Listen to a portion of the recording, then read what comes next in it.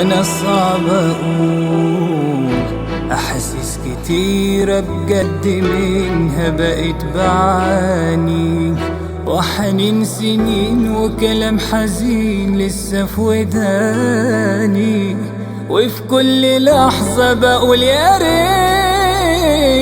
ما فارقتكم. صدمة